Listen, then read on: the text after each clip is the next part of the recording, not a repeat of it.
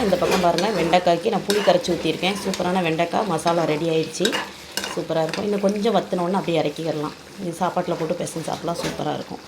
இப்போ இந்த பக்கம் உருளைக்கிழங்கு பொரியலுக்கு நான் வந்து உருளைக்கிழங்கு அவிச்சு உரிச்சு வச்சுருக்கேன்.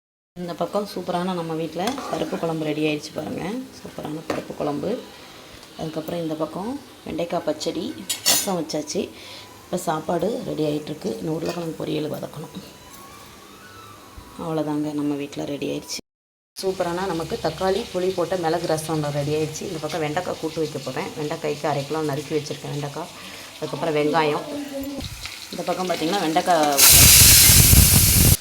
வதக்கலுக்கு வெண்டைக்காய் வதங்கிட்டு இருக்குது. உப்பு போட வேண்டாம். ஒரு 1/2 வேக்காடு வதங்கினதுக்கப்புறம் உப்பு போட்டுக்கலாம். வெண்டைக்காய் வதங்கிட்டு இருக்குது. இந்த மாதிரி தான் வரும் பார்த்துக்கோங்க. அதுக்கப்புறம் நம்ம உப்பு போட்டுக்கலாம். இப்போ சாம்பார் பொடி நல்லா வெண்டைக்காய் வதங்கிடுச்சு. சாம்பார் பொடியும் குழம்பு தூள் பொடியும் போட்டிருக்கேன். நல்லா வதங்கிட்டுருக்கு. இந்த பக்கம் பருப்புக்கு ரெடி ஆகிட்டுருக்கு.